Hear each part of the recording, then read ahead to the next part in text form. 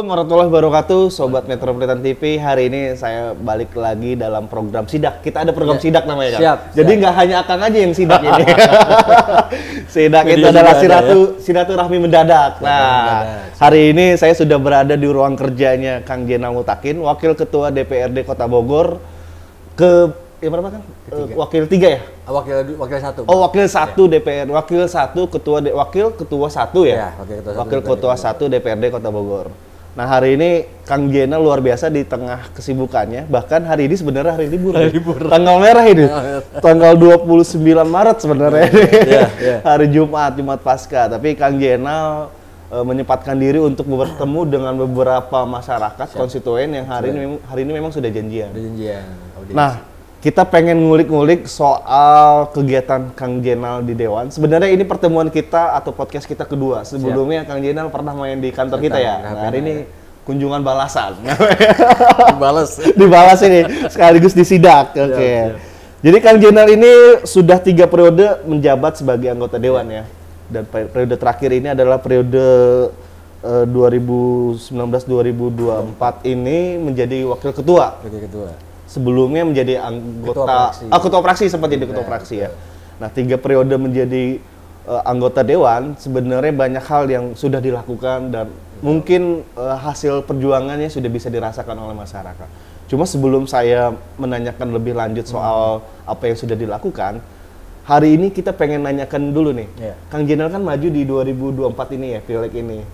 Maju pileg ya, betul. Ya, tapi tidak terpilih. Itu memang sengaja atau gimana kan? Karena ada beberapa gosip yang bilang ini memang sengaja karena mau maju pilkada gitu. Ada gosip kayak gitu, Kang. Bisa diceritakan dulu, Kang, itu ya. Singkat aja ya. Ya. Gerindra Kota Bogor memberikan tugas kepada semua caleg untuk fokus di kelurahan masing-masing. Jadi perdapil itu caleg-caleg ditugaskan di satu kelurahan. Artinya kekuatan distrik, kekuatan wilayah untuk memaksimalkan potensi suara di kampung lu dulu gitu kan, nggak usah kemana-mana gitu. Itu saya lakukan, dan 3 periode kemarin ke belakang pun itu saya lakukan gitu kan. Jadi kemarin saya lakukan itu, hasilnya di Kelurahan Sindang Rasa ya, saya dapat 2.000 suara, dan kalau akumulasi total dapat 3.200 suara. Udah, itu saya lakukan. Tidak berbicara saya ambisi untuk menang lagi, tidak berbicara saya harus jadi pileg anggota dewan lagi, karena menjalankan. Yang saya pegang teguh itu adalah zonasi yang diberikan oleh tugas oleh DPC. Apakah saya tidak ingin turun ke wilayah lain, kelurahan yang lain yang banyak basis atau fansnya M juga pengen dari kemarin. Tim senam pengen didatangin di Kelurahan Bogor Tengah, di Kebonjukut, di Tegalega. Cuman partai membatasi saya, mau gimana? Entah memang skemanya seperti apa partai membuat kebijakan itu, yang pasti tugas saya sebagai kader, sebagai JM, udah saya lakukan. Nah, walaupun demikian, di periode keempat pencalonan itu sebetulnya saya sudah izin waktu itu ke Pak Ketua saya bilang ingin fokuslah beralih ke eksekutif. Saya berhenti di pileg ini cukup 3 periode. Cuma Pak Ketua bilang kalau kamu mundur di Bogor Timur, maka akan habis suara Gerindra. Akan berkurang. Akan berkurang lebih parah. Dan artinya kekalahan kemarin bagi saya adalah tidak. Tadi apa kata Kang Rama, sengaja mengalah enggak. Tapi ada yang pasti adalah bagi saya seorang kader, udah saya lakukan tugas DPC, zonasi di Sindang Rasa dapat 2.000 di 1 kelurahan, dan itu prestasi. Kalau kita cek caleg lain yang ditugaskan di kelurahan masing-masing, nggak ada yang nyampe segitu. Malah mereka berselancar ke kelurahan yang lain karena ambisi, pokoknya mah gua dapat suara sebanyak-banyaknya. Kalau saya nggak gitu. Artinya 3 periode kemarin saya bilang udah cukup lah, dan ada niat ingin bergeser ke eksekutif yang mudah-mudahan ada jalannya gitu kan. Intinya itu kan. Tapi memang itu se-Indonesia melakukan atau menerapkan pola seperti itu, atau memang ini di Kota Bogor dan Jawa Barat aja misalnya? Rasanya memang itu local wisdom dah, artinya kebijakan lokal ya di setiap kabupaten kota, dan tidak menjadi keputusan mutlak dari Partai Gerindra di tingkat nasional. Nah, kami nggak tahu bahwa DPC Gerindra Kota Bogor mengeluarkan skema kebijakan yang tadi saya sampaikan ya. Mungkin hal positifnya adalah ketika calegnya fokus di 1 kelurahan dan suara signifikan, ini kan luar biasa. Tapi alhasil kan nggak semudah ini. Jangankan caleg baru yang 3 periode aja, belum tentu diterima langsung oleh masyarakat di satu titik wilayah gitu kan, apalagi caleg yang baru. Belum ada populis yang lebih luas dibanding dengan incumbent gitu kan. Iya. Tapi semua sudah berjalan, keputusan sudah selesai dan saya terima dengan legowo. Tidak ada aksi apapun, saya terima hasil keputusan pemilu legislatif kemarin. Tapi ini menarik ya, tadi sempat disinggung bahwa sudah izin dengan ketua, pengen merambah ke ranah eksekutif. Nanti kita bahas, karena Kang Jenal ini digadang-gadang menjadi salah satu bakal calon yang diperhitungkan. Karena ini banyak orang yang ngomong kayak gitu ya, gitu, dikalkulasi. Diperhitungkan karena punya potensi yang sangat besar dan sangat kuat. Tapi itu nanti kita bahas di segmen selanjutnya. Tapi yang pertama saya pengen nanya sebenarnya adalah menjadi wakil ketua 1 DPRD Kota Bogor itu apa yang masih menjadi PR sebenarnya Kang yang belum selesai dan ingin dikerjakan sebelum jabatan habis. Ini kan jabatan habis itu Agustus ya? Masih Agustus ya. Nah, kira-kira apa tuh yang masih menjadi PR dan belum selesai sampai sekarang? Kalau dilihat dari 3 fungsi ya, di Undang-Undang 23 itu kita ada fungsi budgeting, controlling, dan raperda, legislasi ya. Legislasi. Kan saya sempat bilang bahwa Dewan itu tidak berhak atau Dewan itu tidak mempunyai kapasitas kewenangan dalam menggagas satu ide program di luar daripada RPJMD. RPJMD itu rencana jangka panjang pemerintah daerah yang itu dibuat oleh kepala daerah terpilih. Jadi wali kota terpilih 5 tahun dia punya skema, gua mau melakukan A di Bogor. Nah, Dewan mengesahkan itu. Itu sesuai dengan janji kampanyenya biasanya. Sesuai janji kampanye wali kota. Nah, Dewan nggak bisa keluar dari itu, termasuk wali kota. Termasuk wali kota. Nah, artinya PR-PR yang belum diselesaikan tidak lepas dari Perda RPJMD yang tadi saya sampaikan. Apa sih yang paling prioritas di tahun ini gitu kan? Apa sih yang paling mendesak dan harus terselesaikan? Saya rasa Kang Rama tahu jalan R3. Iya. Dari zaman Pak Diani. Satu lampa ya. Apakah udah selesai? Belum. Masih. Sudah Pak Wali Kota Pak Bima 2 periode, dulu Pak Diani belum selesai. Apa masalahnya? Apa kendalanya? Nah, itulah sebetulnya yang harus kita fokuskan diselesaikan terlebih dahulu. Yang kedua, berkali-kali saya dalam forum Badan Anggaran bicara tentang pemerataan sekolah negeri. Bukan berarti kami Dewan memandang sebelah mata sekolah swasta, tidak juga. Tetapi bahwasanya hari ini fakta PPDB kemarin terakhir Kang Rama bisa lihat yang terjadi di lapangan. Berantakan. Bahkan ada orang yang rela memasukkan domisili. Kartu keluarga. Kartu keluarga. Itu apa? Mereka toh hanya ingin di negeri karena gratis dan lebih murah. Dan juga mindset warga menggiring bahwa negeri lebih bagus. Nah, ini yang salah. Yang harus Pemkot giring dan lakukan adalah pertama, swasta bayar. Bagaimana caranya orang warga Bogor bisa dan ingin bersekolah di swasta dengan biaya yang relatif murah. Kita akuisisi, kita subsidi. Swasta itu dari 2016 dalam Musrembang saya teriak itu belum dilakukannya. 2016. Berarti sudah 5 tahun. Sudah berapa tahun ya? Sudah lebih. Yang kedua, kita beli lahan. Land banking, Undang-Undang 2 2012 boleh kok beli lahan buat sekolah. Provinsi udah siap bantuan infrastrukturnya, tinggal kita siapin lahannya di mana. Enggak juga. Yang terakhir adalah pembuatan sekolah SMP negeri dan baru tahun ini yang di Bogor Timur. Bogor Timur ya. Bogor Utara ada 2 SMP negeri. Yang itu ya ikhtiar kami panjang lah. DPRD dan anggota karena saya rasa Permendikbud 1 2021 ya tentang zonasi di pasal 12 bahwa memang semangatnya adalah pemerataan sekolah berpendidikan. Tetapi kan fakta di lapangan warga hari ini lebih kepada jangan gratis, murah, negeri. Orientasinya semua negeri dulu mindsetnya. Nah, coba kalau swasta hari ini kita umumkan oleh wali kota, warga Bogor sekolah dimanapun kita biayai. Gak usah takut gak bisa bayaran, luar biasa. Iya betul. Hari ini nggak gitu, susah. Kenapa susah? Mau atau tidak?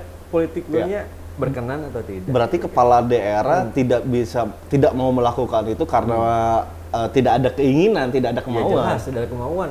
Apakah kita belum pernah menyampaikan? Udah berapa kali kan di video saya di IG itu paling atas udah saya santai. Disematkan malah. Disematkan karena ya biar terbaca, terlihat oleh biar terlihat perjuangan kami di Dewan tuh kayak gimana sih untuk masyarakat gitu kan. Udah kami sampaikan. Udah kami teriakan, ya itu tadi Dewan cuma stempel doang hari ini. 3 periode nggak ada apa-apanya, terlepas dari apa yang sudah kami lakukan. Gitu. Nah, kalau tadi bicara soal PR yang masih belum bisa diselesaikan tahun ini, sebenarnya juga ada yang sudah dilakukan sama Dewan. Kira-kira apa yang kira-kira sudah bukan Dewan ya, dengan Kang Jena lah secara personal atau secara partai gitu ya, yang diperjuangkan akhirnya berhasil gitu. Yang paling hangat itu kita anggarkan pembiayaan untuk biaya pendidikan. Oh. Tetapi untuk bagi masyarakat yang ijazahnya tertahan. Oh, ya. Saya dengar itu. Aduh, saya lupa. Itu saya yang menemukan di Google ya, searching, karena sebelum rapat itu biasa saya malam itu buka dulu handphone, buka aturan. Jadi ada peraturan Menteri Persekjen Kemendikbud bahwa ada pasal yang menyebutkan seluruh satuan pendidikan, sekolah dan dinas pendidikan dilarang menahan ijazah dengan alasan apapun. Nah, itulah yang membuat hari ini ijazah warga Bogor bisa dianggarkan dan dibantu oleh APBD. Tapi apakah sebetulnya itu benang merahnya? Bukan. Yang harus wali kota ke depan berikutnya kejar adalah seluruh sekolah yang menahan ijazah berikan sanksi. Oh iya. Itu dong. Nah hari ini kan ada BSM, ada BOS. Uangnya dikemanain? Sampai mereka ijazahnya ditahan. Kenapa nggak dipakai buat nebus biaya sekolah mereka? Artinya sekolah pun hari ini harus dievaluasi lah BOS dan bantuan-bantuan pendidikan lainnya ya kan. Kenapa nggak lebih kepada pembayaran pokoknya saja gitu kan untuk ijazah, tidak kepada hal-hal yang lain. Penting itu kan kerja ya harus dengan ijazah salah satunya kan. Betul. Nah ketika ditahan itu kan, dan ijazah itu legitimasi Kang Rama udah pernah sekolah. Iya. Kalau nggak ada itu ya percuma. Penanda itu sebenarnya penanda aja ijazah kan, yang kepake mah tetap ilmunya gitu ya. Betul. Kang, ini ada pertanyaan juga. Untuk aspirasi sebagai Dewan Dapil Timur Tengah, adakah usulan musrembang khusus dari dapil tersebut yang sudah direncanakan tapi belum terrealisasi? 2014 saya di setiap reses mengusulkan pembelian lahan permakaman. Bahwa di Undang-Undang 212 itu salah satu lahan yang bisa dibeli oleh Pemkot adalah land banking tentang lahan makam. Kenapa saya usulkan itu? Ya real, itu aspirasi warga. Kan memang kebutuhan ya, saat ini kan udah mulai penuh ya beberapa. Udah mulai penuh, makanya kemarin kami ke daerah, saya lupa ya, kunjungan kerja. Di sana itu ada dibuat 2 tingkat, bahkan sampai 3 tingkat. Jadi demi serius, ditumpuk gitu kan. Tapi berdasarkan kesepakatan ahli waris ya, dengan keluarganya ya. Jadi aduh, kemarin kemana? Ke Bandung kalau nggak salah ya. Oh, di Bandung kayak gitu? Di Bandung, gitu. Karena akhirnya kita buat peraturan daerah tentang penyelenggaraan pemakaman, dan besok hari Sabtu kita ada pembahasan juga sama Pemkot. Rencana ya tadi ada sistem apa? Double track kalau kayak parkir mah ya, mungkin nggak ditumpuk juga tapi ada. Iya, dibikin tingkat ya, dibikin tingkat lah ya. Gitu kan. Nah itu usulan itu dari 2014 saya di reses. Di dokumen reses saya selalu muncul terus pembelian lahan makam, tapi nggak ada diskusi. Nggak tahu kenapa gitu kan. Padahal kami punya hak budgeting. Kami sebagai anggota dewan wajib memperjuangkan aspirasi masyarakat gitu kan. Ya, kembali kepada wali kotanya berkenan atau kadang wali kotanya nggak tahu nih, dinasnya yang nggak melaporkan, kita nggak tahu. Makanya wajar lah kalau Kang JM bersemangat ingin geser ke eksekutif. Apa sih masalahnya? Yang buat teriak kok nggak dilakukan, aturannya udah kita kasih kok, tinggal melaksanakan. Kalau cuma ngomong nggak pakai aturan, ngomong cuma asbun, wajar. Saya kasih kok aturannya jelas, tinggal di breakdown apa namanya harmonisasinya seperti apa nanti. Gitu kan. Ini gitu, juga menjadi pertanyaan sebenarnya, Kang. Apakah karena kualitas ASN ya, mohon maaf ya, misalnya ASN kita itu tidak menangkap apa yang Kang Jena selama ini teriakan, atau memang ya bos gua kan wali kota gitu, bukannya Kang Jena. Padahal kan kalau dalam ilmu pemerintahan kan tres politika itu kan, betul. Ada legislatif, yudikatif, psikologis. Tadi bos gua wali kota wajar. bos gua Pak Wali kok bukan dewan. Iya sih, memang gitu ya. Di undang-undang tadi 2314 itu dan revisinya bahwa wali kota dan DPRD adalah pemerintahan. Nah itu maksud saya. Dua lembaga yang seharusnya memang memiliki kapasitas, kewenangan, fungsi yang memang secara apa namanya kekuatan sama. Tapi faktanya enggak. Bahkan reses kami pun hasil reses usulan-usulan aspirasi masyarakat dari misalkan 50 usulan cuma masuk misalkan 30, 20 atau bahkan menjadi 15. Jadi kembali lagi bahwa memang satu kendalanya tadi bisa dikatakan dari kata Kang Rahman tadi, bos gua wali kota mungkin. Yang kedua, berbicara tentang anggaran APBD. Iya. Terbatas ya? Enggak. Saya kadang ingin berdebat dengan orang yang selalu bilang bahwa APBD kita terbatas. Oh, malah gitu. Nah, dia nggak punya cara atau nggak mau ikhtiar gitu kan. Terbatasnya di mana? Iya. Lalu prioritas Anda kemana kan gitu. Fungsi pemerintahan kan servis, pelayanan, regulasi, aturan. Yang terakhir mengatur kebijakan atau pembangunan lah, development gitu kan. Tinggal dari tiga ini kita porsikan APBD kita, porsinya seperti apa, dan yang paling penting adalah seharusnya kan bottom up dulu kan. Dari bawah dulu. Dari bawah ya, aspirasi di bawah ya. Usulan itu baru wali kota yang mempunyai inovasi selebihnya lah gitu kan. Program-program itu disisipkan dalam perencanaan anggaran di setiap tahunnya gitu kan. Jadi intinya memang berbicara keterbatasan anggaran, kalau pemerintah mau ikhtiar banyak opsi kok. Iya. Banyak opsi gitu. Ya, karena ini tidak dibarengi dengan kemauan yang kuat, akhirnya alasan keterbatasan anggaran selalu muncul. Ya, karena saya ikut bahas anggaran. Iya.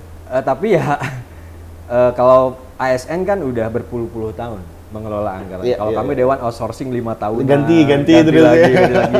Makanya kalau pendapat dan asumsi saya, Pemkot akan senang kalau Dewan itu yang baru semua.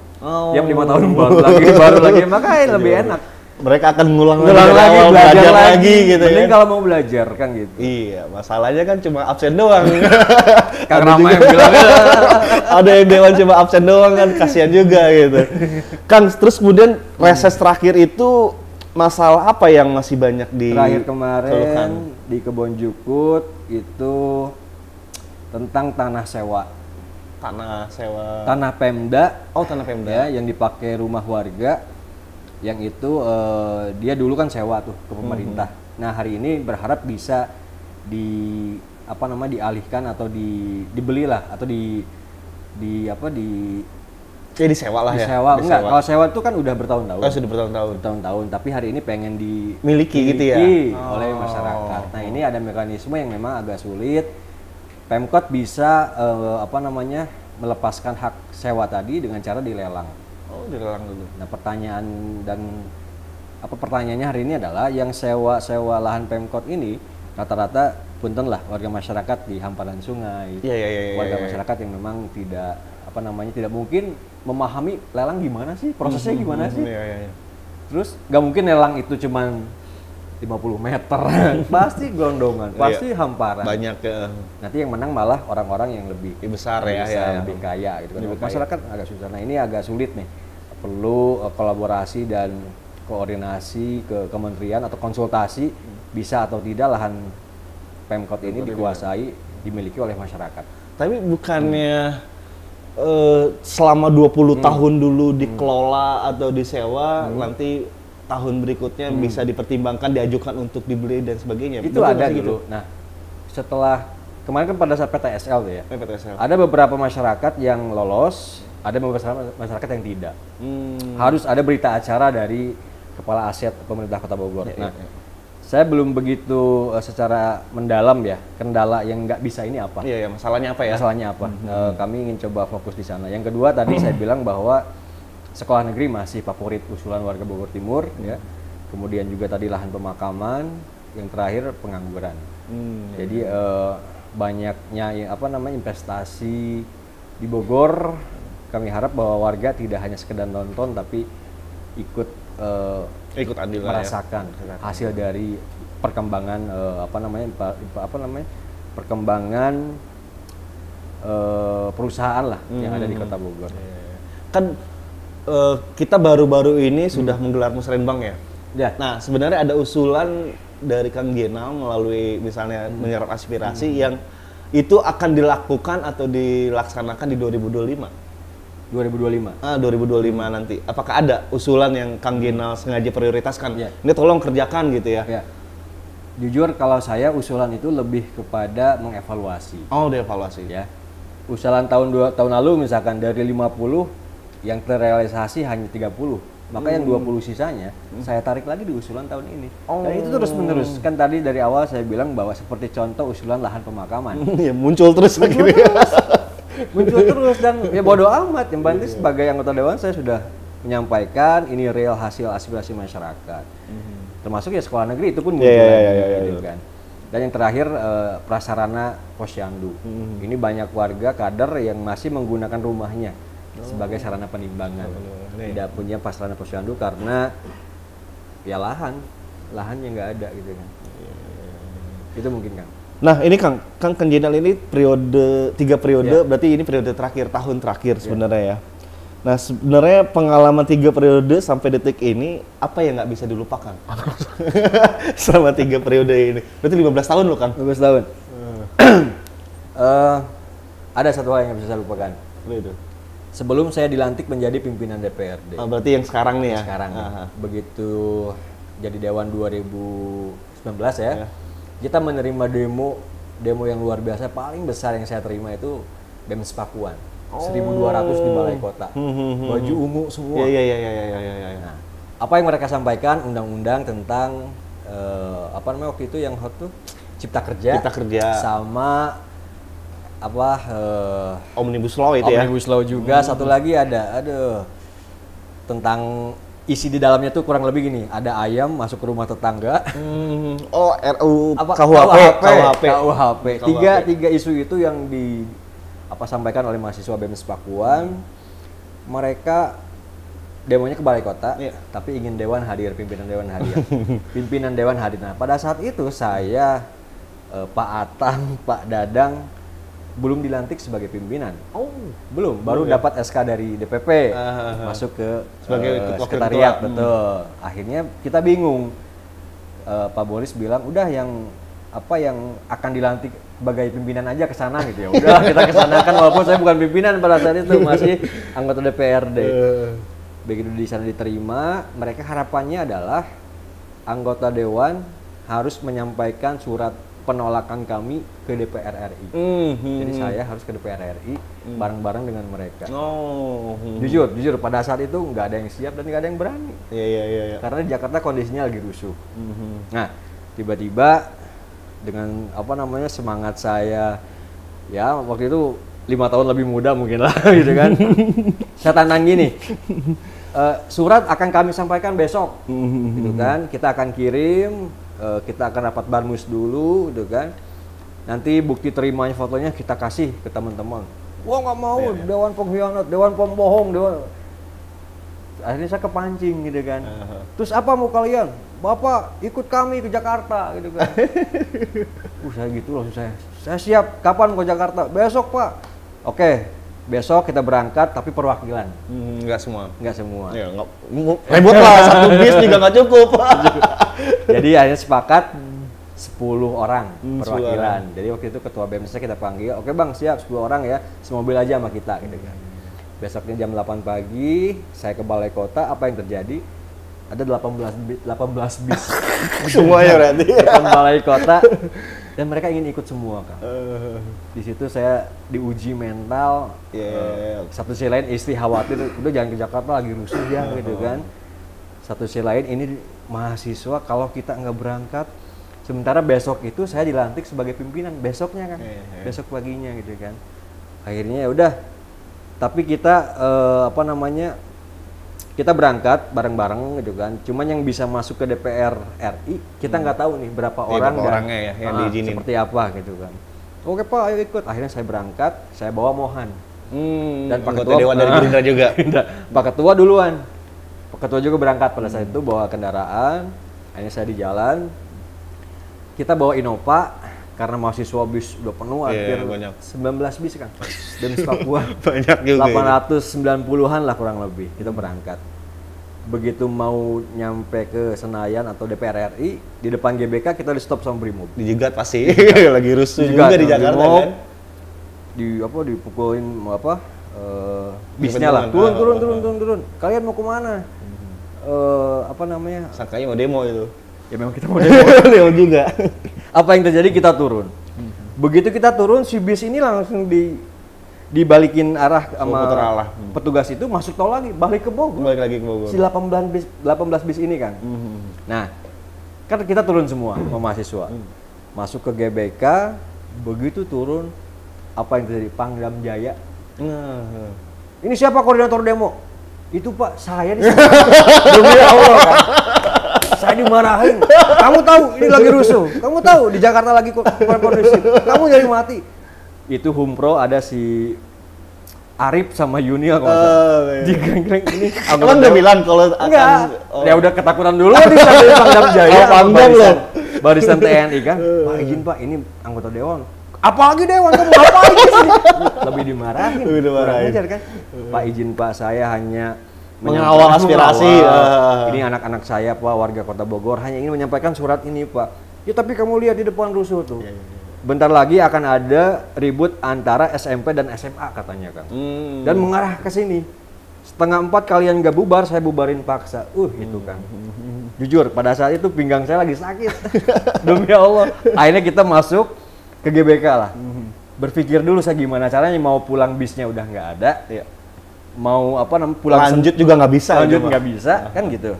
Surat harus nyampe. Tiba-tiba Pak Ketua telepon video call. Kang JM, alhamdulillah kebetulan kita surat bikin 2. Dibawa kita kopiannya ketua bawa yang asli. Diterima lah sama anggota dewan lah gitu kan, kita video call gitu kan. Tuh ya teman-teman ya, surat udah nyampe ya, saya bilang. Ditunjukin ada anggota dewan DPR RI Pak Ketua. Apa yang terjadi? Enak amat lu di gedung. Turun sini sama kita. Langsung saya matiin, udah ya sebentar selesai. Karena waktu itu kan lagi rusuh soal hasil pilpres kan. Apa bukan waktu itu? Bukan. Itu yang waktu apa tuh rame di Jakarta berarti? Itu tentang KUHP. KUHP juga ya. KUHP kan cukup cukup sengit lah waktu itu kan, penolakan warga. Nggak sampai di situ beres, pikir saya surat udah masuk, udah dong kita pulang lah, tinggal mikir cara pulang. Saya kumpulin ke ketua BEM, tolong dong kumpulin kita balik yuk gitu kan. Hidup mahasiswa kata si ketua BEM, hidup. Akhirnya saya ikut-ikutan. Hidup rakyat Indonesia. Izin, surat sudah sampai, kita harus pulang dan sebelum jam 4 harus bubar. Kalau enggak kita dibubarkan paksa. Tolong kasihan saya gitu kan, dan saya pun nggak ingin dari kalian ada yang terluka. Kalian tanggung jawab saya gitu kan. Saya harus bawa kalian pulang semua gitu kan. Siap, setuju? Wah, cemen lu, dewan lu, ayo ikut kita terobos aja gitu. Demi Allah saya dicaci maki, anjing-anjing. Dilingkarin saya mahasiswa Papua. Ini sisa berapa berarti mahasiswanya? Masih banyak juga? Masih 900 orang. Masih 890 kalau nggak salah. Karena beli tiket kereta ya, ini akhir ceritanya sebetulnya ya. Saya beli tiket kereta hampir 14 juta.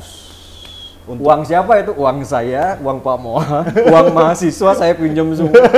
Serius. Nyampe sini jam 1:30 pagi. Besoknya dilantik jam 7 jadi pimpinan dewan. Apa yang terjadi? Pak Bibin datang. Apa namanya Pak Bibin? Rektor Papua. Dia salaman, peluk saya, nuhun, jagain anak kami Papuan nggak ada yang terluka sama. Ya jadi di situ ya emosional jadi dekat lah sama BEMS. Betul. Sebenarnya yang mau saya petik dari cerita Kang Jenal ini bahwa Kang Jenal menjaga komitmen sebenarnya. Dan bertanggung jawab. Betul. Mahal juga itu untuk kondisi saat ini ya. Karena saya lebih memikirkan lembaga. Yang terjadi ketika saya waktu itu nggak bersama mereka dan nggak komitmen. Khawatir demonya akan lebih besar nanti. Khawatir lembaga kita tidak bisa dipercaya lagi. Akhirnya ya saya mengorbankan diri saya hanya untuk menjaga marwah lembaga dan mereka akhirnya merasa terwakili lah gitu kan. Dan sebenarnya Kang Jenal juga bisa aja ketika di Jakarta balik duluan. Nah itu berat bagi saya. Iya. Istri udah nelponin ya pulang ya. Sampai saya di belakang tuh ada tempat bekas toilet tapi kering gitu kan. Saya mau sholat, minta petunjuk. Karena jujur saya juga takut melihat kerusuhan di depan. Iya. Dia bilang, ya Allah, kalaupun memang saya harus pulang, ya mudah-mudahan mereka luluh lah mau diajak pulang gitu kan. Akhirnya kita, ya saya bisa-bisanya akhirnya membujuk mereka mau pulang dengan jalan kaki dari GBK ke stasiun Karet 11 km. Itu luar biasa dan disitulah akhirnya berbalik yang tadi mereka membenci saya, mencaci maki saya, akhirnya Pak Dewan nih, aku nih roti, jadi baik. Malah jadi baik. Sampai terakhir tuh di gerbong terakhir si orang-orang petingginya, orang-orang yang resenya lah gitu bareng sama saya. Pengurus BEM-nya lah ya. Pengurus BEM-nya gitu kan, kita dibawa di gerbong, begini saya gitu kan. Pak Dewan, lu nyalon wali kota aja ini. Mulai dari situ. Dari situ. Enggak, maksudnya ini candaan mereka. Saya baru ada dewan ikut demo bareng kita ke DPR RI dan pulang bareng naik kereta. Saya bawa Innova, Kang, saya tinggalin. Jadi itu yang bisa saya lupain. 3 periode. Luar biasa itu. Itu tantangan ya. Sebelumnya malah belum jadi wakil ketua kan? Belum. Baru dilantiknya besoknya. Siap. Menarik. Terus kemudian ini juga Kang, kita mau menanya-nanya juga soal Akang kan sudah 3 periode menuduk sebagai anggota dewan. Nah, sementara nanti di pelantikan yang baru kapan berarti Kang ya? Oktober ya? Kalau on schedule sesuai jadwal ya 20 Agustus ya. Nah, sebenarnya ada pesan khusus nggak yang Kang Jenal ingin sampaikan ke anggota dewan baru? Pertama tadi ya, kalau bicara komitmen jaga marwah, Kang Jenal adalah orang yang terdepan untuk itu. Insyaallah. Nah, berarti kan anggota-anggota dewan yang terpilih yang baru duduk itu harus mengapain gitu ya? Pesan-pesan yang disampaikan oleh Kang Jenal. Ya ini pesan objektif lah ya. Nanti saya sebagai warga biasa tentunya. Atau sebagai wali kota. Bisa dua-duanya itu. Bisa jadi wali kota lah. Pertama bahwa kan dewan itu jelas ketika nanti setelah disumpah Anda sudah mewakafkan diri Anda untuk masyarakat. Sudah menjaga menyatakan diri siap mengabdi dan menghibahkan dirinya. Menghibahkan diri lah, mewakafkan diri untuk warga masyarakat. Artinya memang segala bentuk aspirasi warga, harapan warga, keinginan warga. Warga itu siapa kan banyak variabel indikator. Mahasiswa juga warga kita, betul kan. Jadi artinya memang semaksimal mungkin lah kita selama bisa bernapas, berjalan dan itu tidak beresiko berat bagi kita, ya kita harus bisa merespon. Iya, merespon itu. Apalagi di saat ada aspirasi warga yang sifatnya demonstrasi. Ini hal yang paling alergi bagi rata-rata dewan. Iya. Jujur saya sempat satu waktu lagi di Bandung dan bulan puasa pada saat itu kasih intel Polres ya, telepon. Pak Wakil ada demo perkirakan mau ke dewan. Pak saya lagi di Bandung, Pak. Dan teman-teman yang lain pun memang lagi sedang ada kegiatan di luar. Ada kegiatan gitu kan. Apa yang terenyuh? Saya peduli terhadap lembaga ini. Kebayang kalau nggak ada yang nerima. Iya. Mereka pasti akan masuk dan besoknya akan ada pemberitaan yang kurang baik. Maka saya pulang, istri saya tinggalin di Bandung sama anak. Lagi bawa istri pada saat itu. Demi Allah, kita pulang ke Bandung. Habis rapat di sana saya pulang. Nyampe sini itu jam 4 sore. Dan kebetulan belum pada datang. Oh, demonya memang sore. Demonya sore. Begitu saya di sini rehat sejenak, akhirnya 4:30 mereka benar datang dan kita terima. Dimaki, dicaci udah, padahal kondisinya gue ini udah maksain dari Bandung. Iya. Sudah merelakan ninggalin istri loh malah. Tapi itu saya terima. Itu saya nikmati karena saya ini menjaga marwah dewan. Saya ini pimpinan DPRD. Memang anggota dewan yang lain mana kan? Kan tadi ada kegiatan. Semuanya 50-50-nya. Mungkin dia. Intinya kan memang pimpinan harus garda terdepan. Harus ada perwakilan dari pimpinan dan Pak Ketua juga sempat kontak-kontak kita di grup. Siapa yang bisa terima, semua sedang ada kegiatan. Dan kan demo itu pun nggak terencana. Nggak mungkin demo tuh seminggu sebelumnya ngasih tahu dulu kan nggak mungkin. Demo itu biasa sehari sebelumnya dan kita harus siapkan. Untungnya kita sedang nggak jauh lah, masih bisa kendaraan lah gitu ya, darat. Hanya kita datang. Jadi dewan itu ya harus siap ketika menerima aspirasi dalam bentuk apapun selama itu ada batasan dan secara aturan hukum betul-betul diatur gitu kan. Yang kedua, banyak belajar.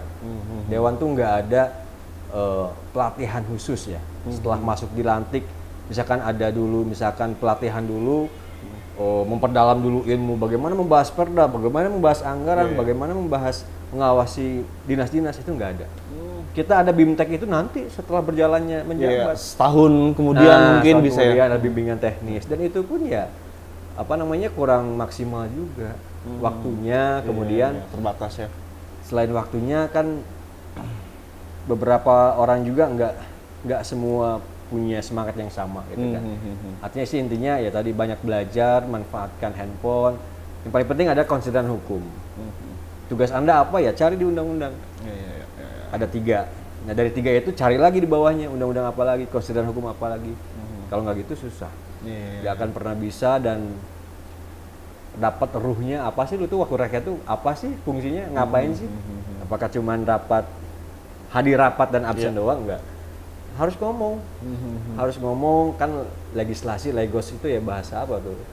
Berbicara. Iya. Ya. Karena itu harus ngomong, harus berbicara. Parley. Parle itu bicara, parlemen. Parlemen juga bicara parle, kan. Ya, jadi kalau nggak berbicara, ya bisa dikatakan ya nggak kerja kita. Iya betul. Karena kan tugasnya memang bicara Dewan mah ya. Betul. Dewan itu ditugaskan untuk bicara, betul. menyampaikan aspirasi. Bicara. Iya betul, menyuarakan suara rakyat dan sebagainya ya. Siap. Iya betul. Jadi memang dua hal itulah ya yang dititipkan untuk anggota Dewan-Dewan yang baru. Belajar, banyak baca dan siap terima aspirasi warga dalam kondisi apapun. Apapun. Ninggalin istri juga. Sudah terbukti. Berarti bukannya karena nggak sayang istri, karena memang ini Iya. Akang merasa sebagai tanggung jawab moral. Ya, beban moral. Iya. Nah, sekarang kita coba ulik-ulik soal pilkadanya nih, Kang. Kang Gena kan sudah bersiap maju di ajang pilkada ya, sebagai calon wali kota Bogor. Sejauh mana persiapan Kang Gena untuk hari ini ya? Per hari ini? Per hari ini. Didasari dari hasil pleno kemarin DPC ya. Menyebutkan bahwa mereka berharap ada kader internal yang maju. Karena selama 3 periode musim pemilu, Gerindra Kota Bogor belum pernah mengusung internal untuk ikut kontestasi pilkada. Dari dasar itulah saya coba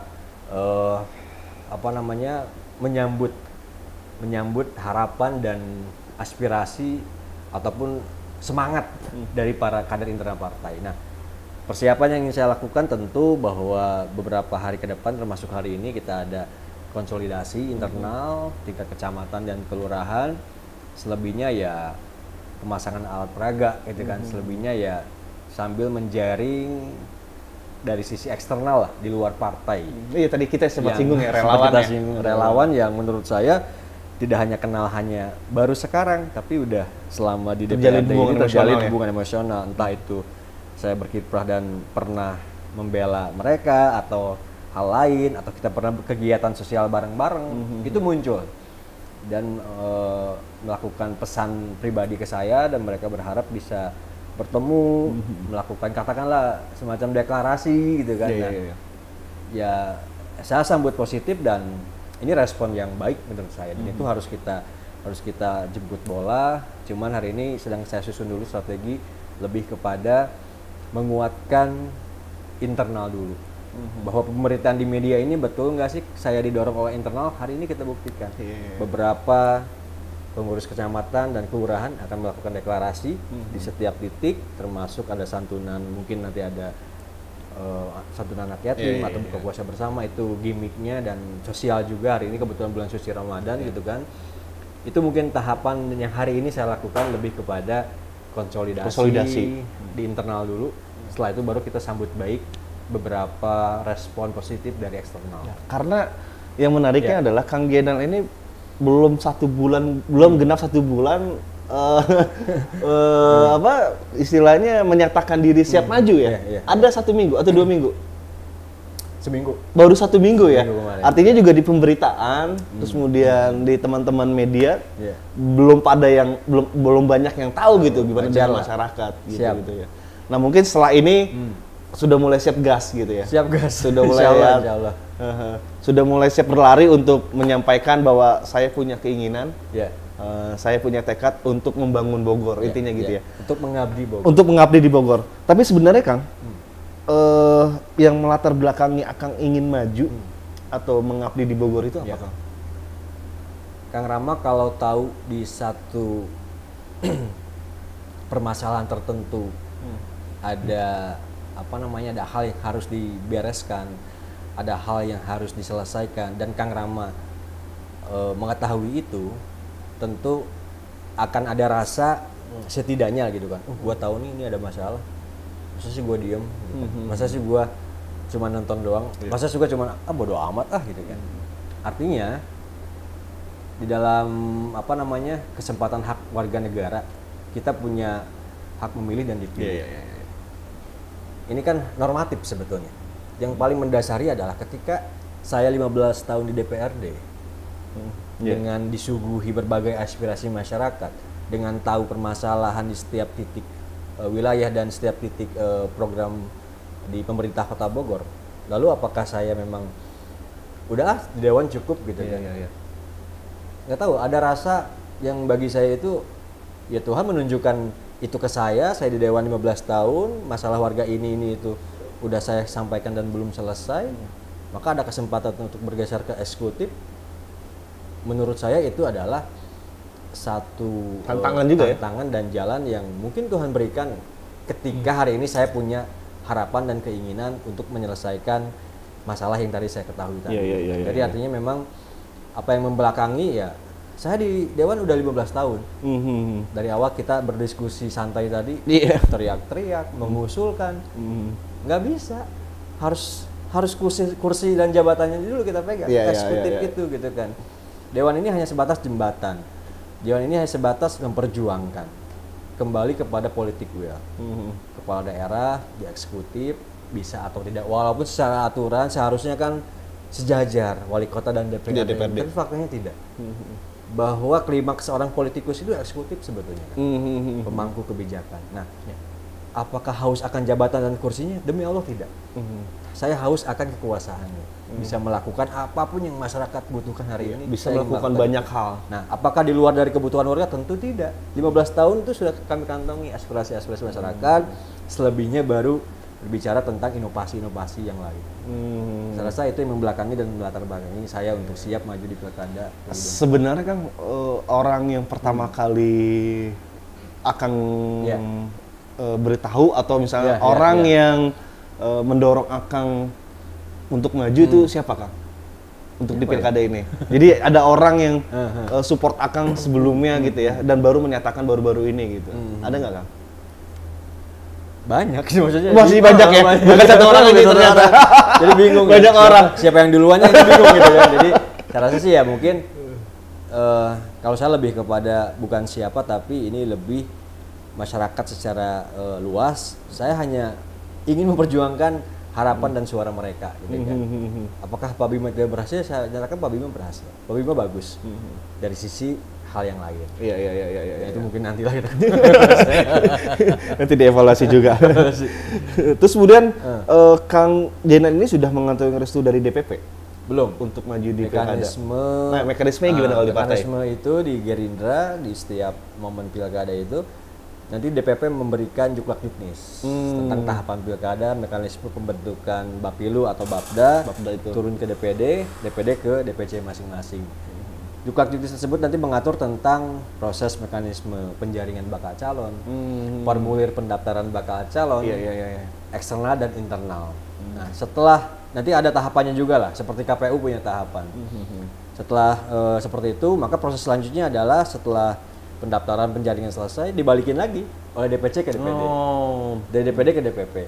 DPP baru mengeluarkan SK keputusan dan biasanya last minute sebelum pendaftaran. Di Agustus berarti ya? Karena kan pendaftaran itu di Agustus nanti ya untuk pilkada calon wali kota. Betul. Terus kemudian juga Kang, apakah DPC Gerindra itu juga satu suara dukung Kang Ginal? Karena ada beberapa atau mungkin ada sebagian orang yang menyaksikan juga bahwa mungkin ada barisan-barisan yang tidak pendapat dengan Akang dan sebagainya. Nah, hari ini kondisi itu kalau satu suara bukan manusia. Manusia selalu punya ego, punya ambisi atau punya chemistry yang berbeda-beda. Iya, betul. Begitu Pak Sofian tanya saya di forum itu, siap atau tidak? Apa yang saya katakan? Saya siap kalau chemistry-nya kita semua nyambung dulu. Demi Allah saya bilang itu. Percuma kalau saya didukung dari internal, tapi di antara kepala yang ada sekarang ini chemistry-nya nggak masuk dan nggak dapat. Dipaksakan akhirnya. Saya bilang itu, walaupun ada yang terpukul dengan kalimat itu, tapi diem aja ya kan.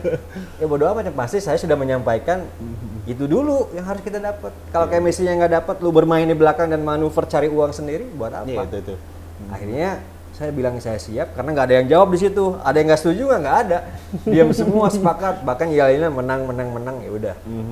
Akhirnya kita perintah ketua stop, mulai internal dikonsolidasikan dan hari ini kita mulai. Ketua-ketua kecamatan nanti beranjak ke kelurahan dan tingkat kelurahan. Jadi kalau ada yang nggak suka, yang nggak srek dengan saya di internal pasti ada, cuman nggak berani ngomong langsung. Karena memang nggak bisa juga disukai semua orang ya. Kita kan selera ya. Iya betul. Selera atau lihat kantongnya juga. Aduh, apa tuh saya mah? Kang, ini juga saya mau menyampaikan pertanyaan ini nih. Sebenarnya bagaimana Kang Ginal menyikapi munculnya sosok dari eksternal? Karena ada beberapa orang yang berusaha mengatasnamakan saya sudah dapat restu dari DPP atau dari petinggi partai gitu kan. Kalau saya pertama saya dapat restu dari ibu saya udah bilang sudah pasti itu ya. PC deklarasi saya minta izin, minta restu, ya dia nangis lah sambil memberi restu, ya syukurnya tuh mudah-mudahan mana ayah jalannya gitu kan. Kamu ada jalannya gitu kan. Hal yang wajar kalau eksternal ngaku-ngaku ini melakukan penetrasi lah, pendekatan maksudnya, pendekatan atau komunikasi ke DPP, tingkat DPP, DPD atau bahkan DPC itu hal yang wajar. Dalam perjalanan organisasi dan politik di semua partai manapun, saya rasa itu nanti akan terjadi, ya, terlepas daripada seksi atau tidak, terlepas daripada partai itu jadi bahan perhatian atau tidak. Nah, kenapa hari ini Gerindra menjadi salah satu partai yang sering diperbincangkan? Karena memang ya ketua umum kita hari ini Bapak ini dia Prabowo Subianto ya, Insya Allah dilantik jadi presiden. Mungkin ada pihak yang berpikir bahwa memanfaatkan situasi dan momen ketika Prabowo hari ini menang, ya mungkin gradasi ke bawahnya bisa dampaknya bisa sama atau bisa lebih besar dan bisa lebih positif mungkin ya, tapi bahwa pada dasarnya adalah itu hal yang wajar dan kami menyambut baik. Cuman kalau klaim ini yang kurang bagus. Karena gini Kang, saya beberapa kali bertemu dengan orang gitu ya. Dia menyebutkan bahwa ketika Pilpres kemarin saya berjasa juga untuk memenangkan Pak Prabowo. Kemudian juga ada yang mengaku-ngaku punya kedekatan dengan kekuasaan, akhirnya bisa dengan mudah mengklaim bahwa nanti Gerindra akan bisa dapat rekom. Tapi sebenarnya kita juga sudah sempat ngobrol ini Kang. Saya pengen mempertegas saja bahwa di Gerindra itu ada mekanisme untuk maju di pilkada maupun di pileg. Nah itu bisa diceritakan Kang? Ada anggaran dasar dan anggaran rumah tangga Gerindra tahun 2020 ini yang terakhir ya. Di pasal 15 ayat 4 bahwa di situ disebutkan kader partai adalah anggota partai yang sudah ikut pendidikan pelatihan di Hambalang. Jadi kader itu adalah anggota partai yang sudah ikut pendidikan di Hambalang. Berikutnya, kader dipersiapkan untuk 1. Pencalonan anggota legislatif. 2. Pencalonan anggota legislatif provinsi. 3. Pencalonan gubernur. 4. Pencalonan DPR RI. 5. Pencalonan presiden. Pasal itu mengikat. Kalau secara aturan organisasi dan kita mau normatif, ya itu sudah jelas. Siapa yang pernah ikut kader, siapa yang hari ini secara kualifikasi sesuai dengan aturan partai, seharusnya itu yang lebih menyombongkan diri. Oh iya tuh. Apalagi berpengalaman 15 tahun itu. Kan beda orang berbicara ingin mengabdi dengan sudah mengabdi gitu. Kalau ingin mengabdi masih bingung, apa ya? Apa yang dilakukan ya? Masyarakat mau apa ya? Cari dulu lah ke bawah. Kalau saya 15 tahun udah pedih lah, sudah kenyang lah, ingin banget terrealisasi yang masuk keluhan-keluhan itu. Saya rasa itu mungkin Tuhan sengaja menunjukkan ke Kang JM masalah warga teh iya urusan warga teh iya. Bisa tuh bereskan. Di dewan gak cukup dan gak bisa. Makanya ikhtiar untuk bergeser ke eksekutif itu. Eksternal hal yang wajar, cuman seharusnya sebagai orang pintar baca dulu anggaran dasar partai ada nggak sih, buka dulu sebelum berbicara di depan publik. Rasa itu kan sebelum jangan sampai ada asumsi dan persepsi bahwa sebelum menjabat aja sudah berani nepotisme, sudah berani kolusi. Artinya memotong mekanisme pengkaderan satu organisasi yang besar, partai politik, hanya untuk kekuasaan dan ambisi haus kekuasaan. Ambisi kekuasaannya Saya rasa itu yang perlu ditegaskan kepada semua halayak dan publik. Ya mungkin ada nonton lah. Tapi Kang, sebenarnya secara umum lah secara umum ini, biasanya Gerindra itu akan lebih menempatkan kader internalnya sendiri kan, dibandingkan misalnya harus mengasih tiket baik itu pilkada, baik itu pilgub dan lain sebagainya kepada orang lain gitu. Di Jawa Barat itu terjadi. Memang kader yang diprioritaskan. Artinya diprioritaskan. Kabupaten Bogor, Depok, Bandung, Artinya kalau ada kader yang maju itu yang diprioritaskan. Nah, kenapa Kota Bogor hari ini nggak pernah ada kader?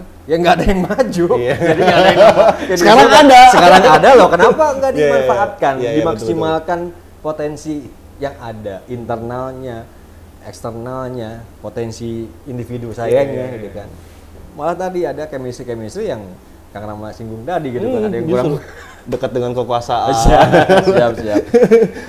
Karena gini Kang, jujur ya, ini mah jujur. Saya merasa tersinggung dan sakit hati juga ketika saya sudah kenal lama dengan Akang, bahkan kita pernah main ke saung Akang yang ada sawah-sawahnya itu. Artinya saya sudah kenal lebih lama lah. Ketika Kang Jenal sudah didorong maju dari internal partai, tapi dari luar itu banyak yang mengklaim bahwa sangat mudah loh dapat tiket di Gerindra. Saya pikir ini gimana caranya gitu, di internal sudah ada, tapi kok mereka berani banget gitu. Artinya, menyombongkan diri bahwa memudahkan bahwa dapat tiket dari Gerindra itu gampang. Gitu. Siap. Ya khawatir malah nanti terjadi persepsi wah kualitas Gerindra ketahuan. Itu yang mau saya sampaikan. Betul. Semua publik akan menilai partai politik itu ketika hari ini mengeluarkan satu kebijakan yang tidak sesuai dengan aturan yang dia buat. Jadi kadang saya ada rasa bangga terhadap salut PDIP, PKS, Golkar. Pokoknya kader internal semuanya. Menjaga teguh tentang kaderisasi ini ya tahapannya jelas. Di PKS itu susah loh mau jadi struktur itu. Di PDI itu susah loh mau jadi ketua DPC itu. Di Golkar pun sama. Ya Gerindra hari ini ayo kita tampilkan ke publik kualitas organisasi kita. Sudah ada rootnya, aturannya itu jelas. Ya, kita lakukan itu. Betul. Jangan sampai saya sebagai kader yang khawatir itu akan terjadi, ya mudah-mudahan tidak. Ya. Karena gini, jangan sampai nanti ada bukan kader ya, ada orang luar tiba-tiba masuk terus kemudian mematahkan semangat kader-kader lainnya gitu di internal. Itu yang paling kita khawatirkan dan pada intinya sih kalau saya pribadi secara individual ya legowo keputusan partai nanti seperti apa ya. Tapi tadi saya sudah menyampaikan bahwa harapannya partai tetap eksis dengan aturannya, dengan kualitas yang sudah kita bentuk, aturan yang sudah ada, yaitu harus konsisten. Gitu. Apalagi partai kita adalah partai kader. Di Hambalang ribuan orang dilakukan kaderisasi. Itu nggak sehari 2 hari kan? Kaderisasi 2 minggu gitu. Saya 4 kali kaderisasi dan pernah 1 bulan waktu itu di Hambalang. Gitu kan. Dan itu kan semi militer ya? Ya, lumayan. Sampai ya kalau untuk belajarnya 2 hari gitu kan. Untuk push up dan lari-lari mah itu hal yang biasa.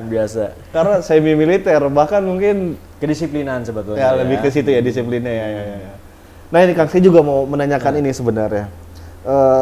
Kang Jenal ini juga punya kedekatan khusus ya dengan beberapa orang di pusat. Dan sebenarnya orang-orang yang di pusat itu juga melihat Kang Jenal atau istilahnya mendengar gitu mendengar bahwa Kang Jenal maju nggak sih? Ada kan Kang Jenal punya kedekatan dengan orang pusat kan? Ada. Nah hari ini mereka sudah mendengar itu belum? Sudah tahu pasti ya? Sudah tahu dan ya mereka berharap ya tunjukin kalau kamu siap. Wow, bahkan menantang itu. Ya, di grassroots ini saya coba tunjukin. Artinya isu-isu itu nyalon bener tuh sih gitu kan? Iya itu. Saya akan buktikan. Apalagi dengan filosofis tadi saya cerita banyak ya gitu kan 15 tahun di DPRD.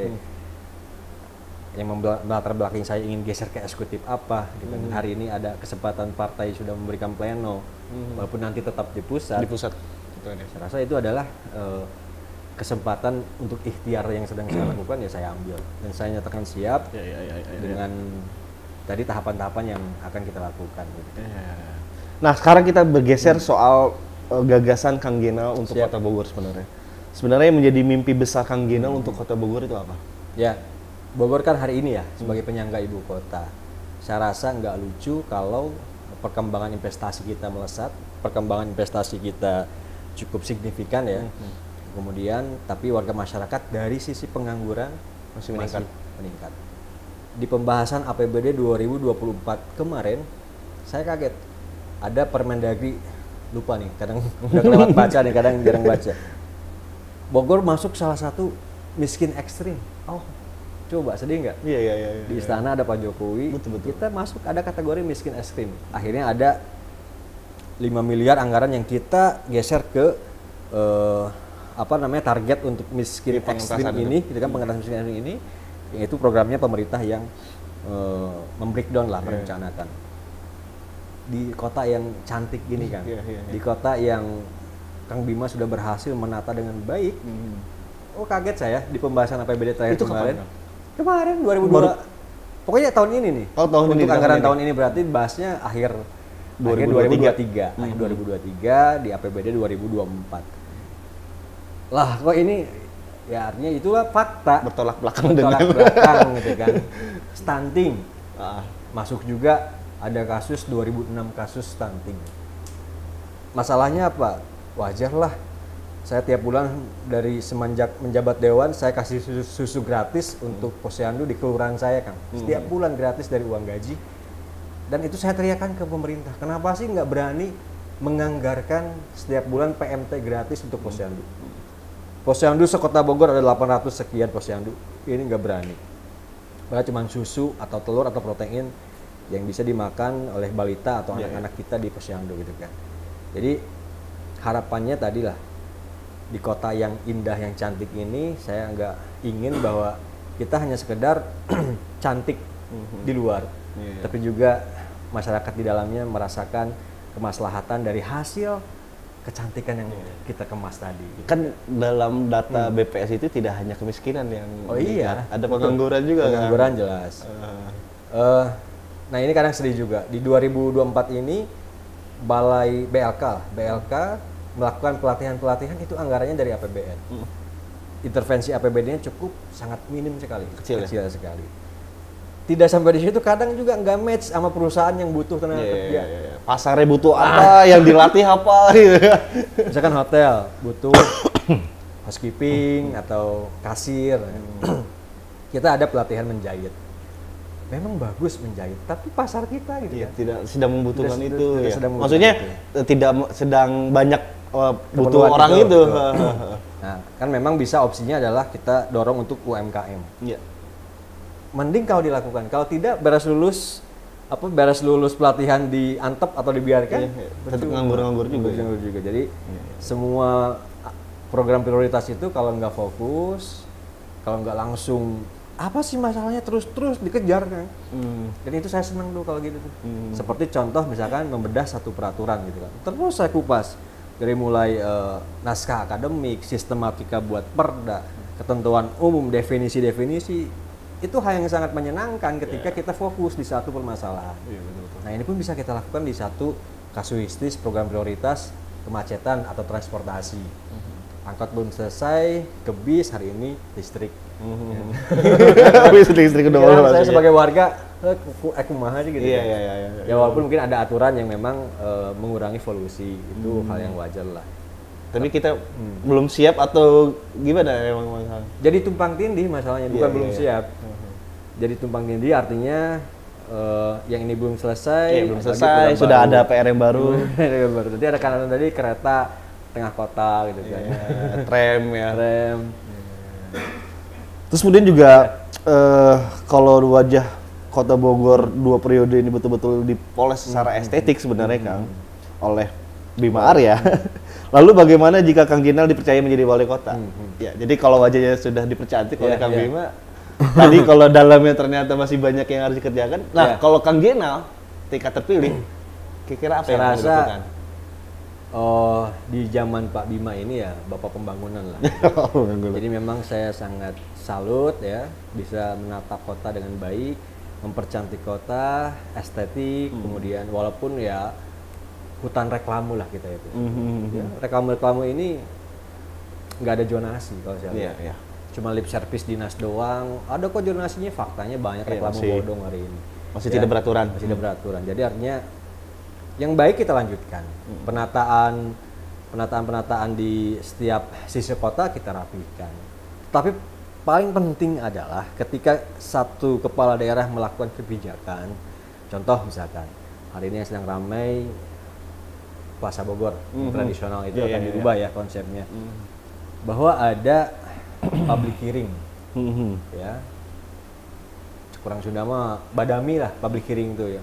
Jadi setiap kebijakan yang berdampak luas itu wajib melakukan public hearing. Nah, ketika wali kota tidak melakukan public hearing atas kebijakan yang berdampak luas, dewan berhak mengajukan hak interpelasi dan hak angket. Itu saking pentingnya public hearing kan. Jadi apapun nanti yang akan dilakukan oleh, ya kalau Allah mengizinkan saya sebagai wali kota melakukan kebijakan apapun, entah itu pembangunan dari sektor transportasi, penataan kota, pertamanan, wajib public hearing. Ada stakeholder yang terlibat di sana, pasti masyarakat. Gimana caranya kita ngambil solusi, win-win solusi. Relokasi pedagang, relokasi PKL itu bagus. Buat kota jadi rapi, jadi tertata, tetapi bahwa mereka dagang. Cari tempat yang strategis. Ada kajian analisis ekonomi dulu. Itu diatur, itu diatur. Nah, hari ini belum kayak gitu. Pedagang dan Satpol PP kemarin di pasarannya deng. Iya. Karena nggak pakai aturan. Coba kalau duduk, karena kemarin memang saya nggak turun gitu kan, nggak turun ke lokasi, nggak juga rapat dengan mereka, deng. Coba kalau duduk menyampaikan peraturannya dan regulasinya jelas gitu kan, itu enak. Satpol PP nggak usah dengan emosi, dengan urat, garik urat. Dan pedagang pun nggak usah emosi juga, pasang badan nggak usah.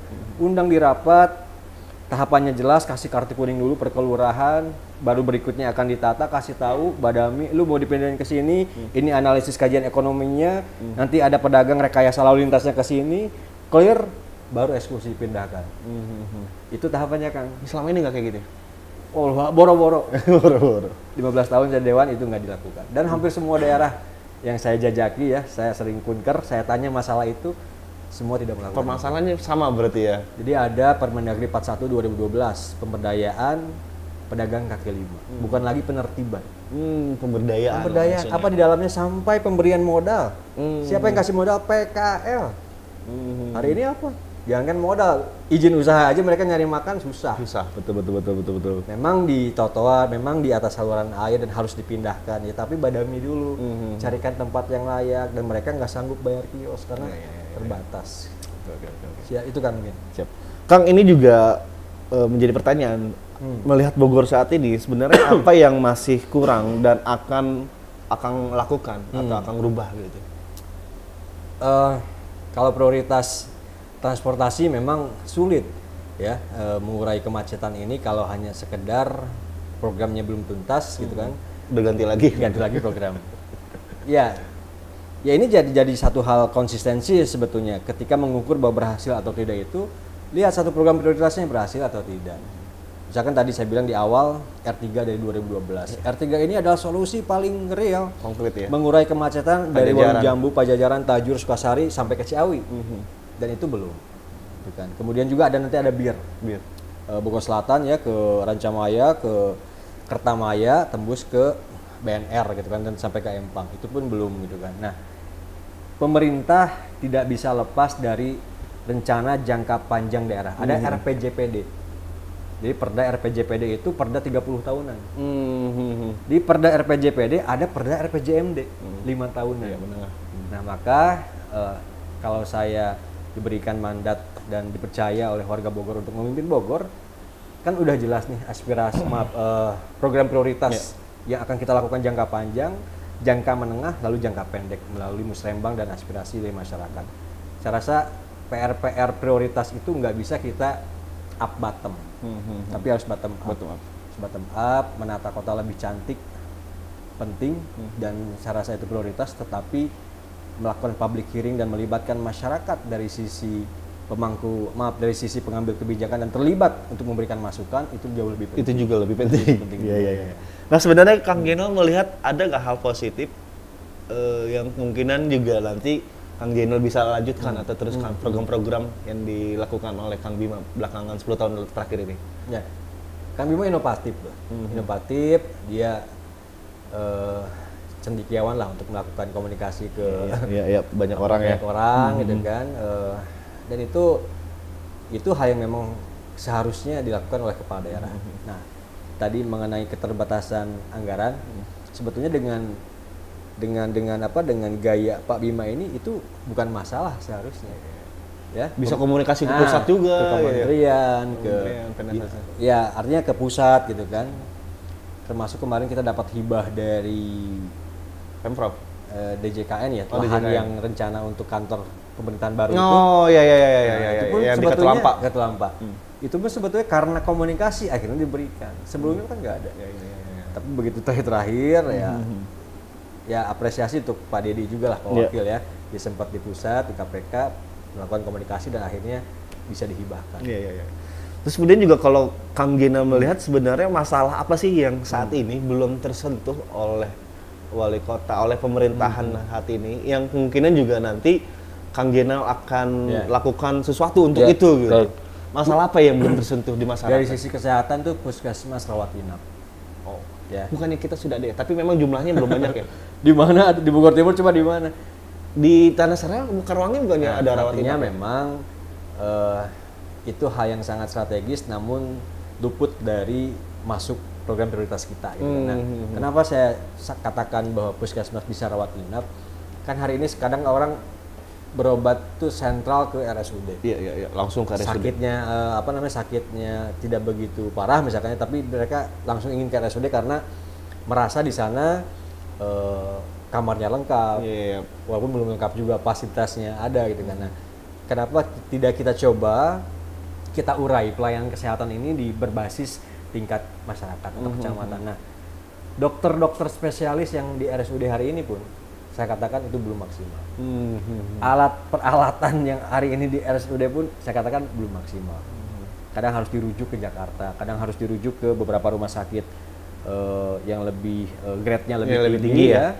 Sementara kadang pasien sudah dalam kondisi yang kritis. Itu masalah kesehatan, saya rasa bagaimana caranya APBD kita ini full support lah. Jangan terpaku dengan angka 10%, 20% oleh aturan ya, termasuk pendidikan juga. Tapi bagaimana caranya ketika sudah 20% anggaran APBD kita intervensi terhadap satu kasus kesehatan, kembali evaluasi faktanya udah selesai belum masalah kesehatan di masyarakat. Pelayanannya sudah maksimal atau belum. Bahkan kadang di rumah sakit swasta pun ya, BPJS masih kadang-kadang di beberapa rumah sakit belum kerjasama. Nah, ini pun butuh inovasi kepala daerah, komunikasi, atau memang diberikan satu aturan yang mengharuskan semua harus wajib kerjasama BPJS. Dan itu ada di Undang-Undang JKN kok. Selain kesehatan ada lagi? Pendidikannya jelas. Pendidikan juga ya? Kualitas tadi sempat nyinggung soal infrastruktur dan peningkatan gaji guru-guru honor. Ini hal yang penting. Kalau gaji guru honor ini kecil ya, kadang sebulan mungkin dulu nih sebelum saya perjuangkan tuh di angka 700, 600 ya. Bagaimana mereka mau mendidik anak-anak kita?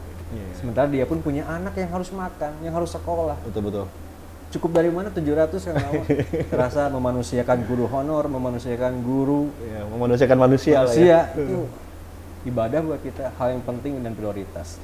Jadi pendidikan tidak hanya sekedar sarana prasarananya, tapi tenaga pendidik jauh lebih penting tentang kualitas pendidikan yang akan diterima oleh anak-anak kita. Saya pernah loh kan jadi guru honor, gajinya 500.000 memang parah. 2011 gitu. Malas-malasan kan? Cukup buat ongkos doang ya. Oke, berarti tadi kesehatan, pendidikan, ada lagi kan yang belum tersentuh secara pandangan. Iya. Kesehatan, pendidikan, satu lagi paling apa ya? Ya tadi lah sarana prasarana lain. Sarana prasarana. Pemakaman dan sebagainya. Dan perlu saya sampaikan di sini bahwa pemakaman itu tidak harus selalu beli oleh pemerintah. Bahwa kita punya perda tentang utilitas perumahan. Di perda utilitas perumahan itu bahwa setiap perumahan yang ada di Kota Bogor 2% dari lahannya itu wajib dihibahkan untuk menjadi pemakaman. Sekarang ada berapa hektar perumahan di Kota Bogor? Kali 2%. Ada nggak datanya? Nah, hari ini kayaknya belum sampai ke situ. Demi Allah saya minta itu, datanya belum pernah diserahkan. Itu di Disperumkim ya? Dinas Perumahan dan Pemukiman ya? Perumkim. Nah, hari ini juga maksudnya belum pernah ada berita atau ekspos dari dinas tersebut untuk soal itu gitu. Dan bahkan itu sempat muncul di temuan BPK. Bahwa pemerintah harus melampirkan berapa hasil aset yang diperoleh atas dasar peraturan perundang-undangan. Artinya atas dasar undang-undang utilitas kita dapat aset dari swasta. Berapa totalnya? Stok sertifikasi ini nggak ada. Jadi warga kadang saya sedih kalau ada yang meninggal bingung, nggak punya uang mau dimakami di mana. Itu Bahkan ada juga pemakaman yang harus bayar, sementara kan keluarganya mungkin dari keluarga yang tidak mampu. Tidak mampu gitu kan. Nah, kemarin kita berusaha bikin perda tentang santunan kematian, ditolak juga ya. Kadang itulah wajar kalau menggebu-gebu, asalnya itu apa sih masalahnya gitu kan. Iya. Jadi tahu banyak masalah, kalau diem aja ya sama aja saya nggak melakukan sesuatu. Dicoba dulu, ikhtiar dulu. Sampai mentok mana ujungnya. Saya bisa memahami karakter Kang Jenal bahwa Kang Jenal ini kalau sudah memulai sesuatu itu harus tahu akhirnya kayak gimana gitu. Ya kira-kira begitu kan? Siap. Kang, ini pertanyaan terakhir Kang. Indonesia kan sudah memiliki ibu kota baru, Jakarta bukan lagi ibu kota. Nah, sementara pendapatan Kota Bogor sebagai penyangga ibu kota adalah salah satunya dari rapat-rapat kementerian, rapat-rapat BUMN dan sebagainya. Sehingga ketika nanti ibu kota harus pindah ke Kalimantan, Kota Bogor akan kehilangan pendapatannya dari segi jasa hotel. Nah, kira-kira menurut Kang Jenal apa yang harus dilakukan sama wali kota terpilih atau Kang Jenal lah ketika nanti terpilih untuk meningkatkan pendapatan asli daerah? Ya, kalau hari ini primadona pendapatan kita hotel dan restoran itu betul sekali. Hampir 70% mungkin ya dari PAD kita bersumber dari hotel dan restoran. Nah, bagaimana nanti ketika Bogor atau Jakarta ini berpindah bukan lagi menjadi ibu kota, bagaimana kita mengemas Bogor menjadi kota wisata yang menarik bagi jadi targetnya bukan lagi para pejabat, bukan lagi para pekerja yang nginep transit doang di sini gitu kan, tapi ya betul-betul pure wisatawan yang memang ingin berkunjung ke Bogor, merasakan tempat istirahat yang nyaman. Jadi kalau saya kunker kemana-mana tuh Kang Rama, orang-orang tuh bilang Bogor tuh nyaman, Bogor tuh enak. Artinya itu hal yang sangat saya tangkap dan menjadi tantangan. Ternyata mindset orang-orang di luar nih, punten lah Bali, Bandung, Palembang, nyaman tuh, saya pernah ke Bogor, enak, kayaknya adem. Iya. Nah, itu kita tangkap lah. Entah kita buat satu destinasi wisata yang yang menarik, aksesibilitasnya juga mumpuni, kemudian juga mungkin bikin tempat-tempat baru yang menarik perhatian bagi khalayak ramai baik wisatawan lokal maupun internasional. Saya rasa itu opsinya, tantangan untuk menggantikan sumber atau potensi yang hilang orang-orang yang nginep di hotel, tapi bagaimana berinovasi kembali bahwa Bogor tetap menjadi kunjungan tujuan dari orang-orang, menjadi pengunjung wisata gitu kan. Tidak hanya sekedar untuk makan dan tidur, tapi ya menikmati destinasi yang memang bisa kita jual. Ya tadi kan di perda kita tentang RENIP, rencana induk pariwisata itu masuk Kebun Raya. Kita juga punya Empang, destinasi religi ya. Itu masuk juga. Saya tanya Kang Rama, Empang parkirnya di mana? Susah. Bendungan Katulampa itu masuk loh destinasi wisata kita. Ininya sungainya? Bendungannya. Oh, bendungannya.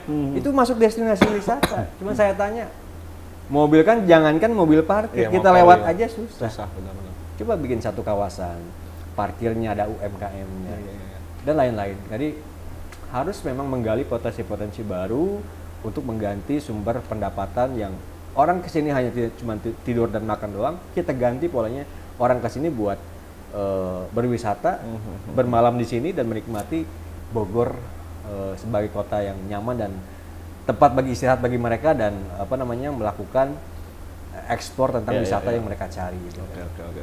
Itu mungkin Kang. Wah, luar biasa ini. Nggak kerasa sebenarnya udah 1 jam lebih. Kang, ini kita di sesi terakhir nih ada kuis atau pertanyaan cepat. Jadi nanti saya tanyakan ke Akang, kemudian Akang memberikan jawaban beserta dengan alasannya. Ini segmen terakhir Kang, penutup. Siap. Untuk pertama sebenarnya Kang, sebutkan 3 kata untuk Bogor zaman dulu. Bogor zaman dulu pandangan Akang apa? 3 kata. Asri. Sejuk. Gak macet.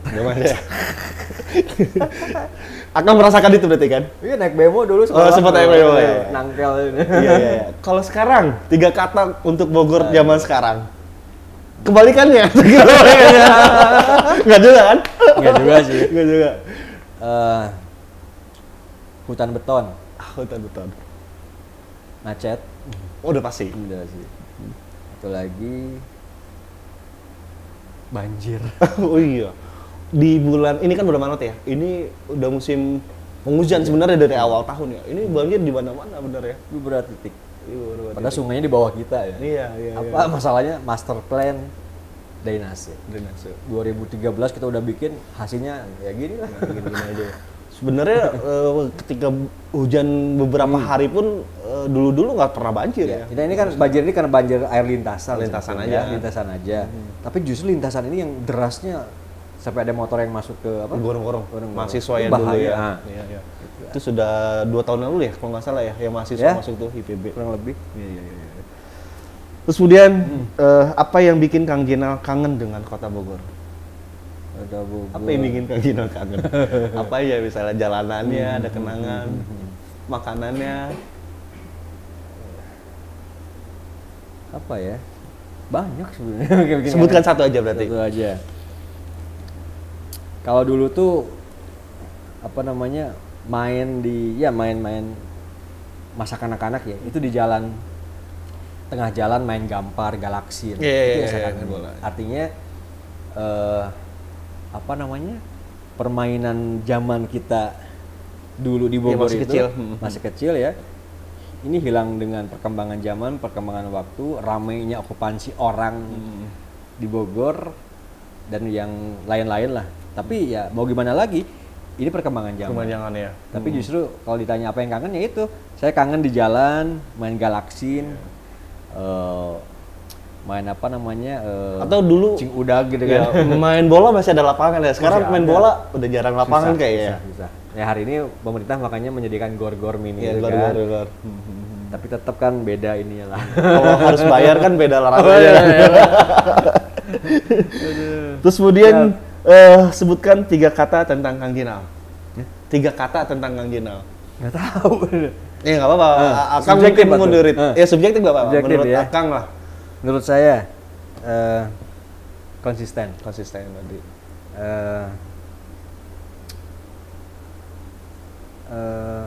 Rajin. Lagi sederhana. Murah senyum. Murah senyum. Kalau saya menyebutkan 3 kata tentang Kang Jenal, pertama cerdas. Siap. Karena Kang Jenal ini belajarnya gila-gilaan. Amin. Gak kenal waktu ya. Siap, kan? insyaallah. Mau malam, mau pagi, bahkan memahami aturan itu dengan otodidak yang pernah kita singgung. Yang kedua mungkin kerja keras lah. Siap. Ya kan nggak mengenal libur. Kayaknya hari ini udah libur sebenarnya. Ya tetap kita gas. Siap. Terus kemudian saya juga mau nanya, sebutkan 3 hal atau sikap Kang Jenal yang Kang Jenal benci sebenarnya. Sikap saya? Iya, sikap Kang Jenal yang Kang Jenal benci. Stop. Apa karena sering ngomel-ngomel gitu, sering marah-marah? Sikap saya yang saya benci? Iya. Coba saya tanya dulu ya. Ada nggak misalnya, kayaknya gue nggak gini banget sebenarnya gitu. Iya. Pelupa mungkin? Atau ada pelupa? Ada nggak Kak? Ada pelupa. Ada sih ya. Ada kacamata di sini nyari dia. Nyari. Pelupa ya ada. Kemudian kadang apa namanya, nggak tepat waktu. Beberapa kesempatan. Karena kesibukan ya. Bukan. Itu benci sebetulnya saya. Cuma pengen tepat waktu, tapi karena hal ya jadi telat gitu kan. Yang terakhir ya, apa yang saya benci ya? Cepat marah tapi cepat ini juga. Cepat adem juga.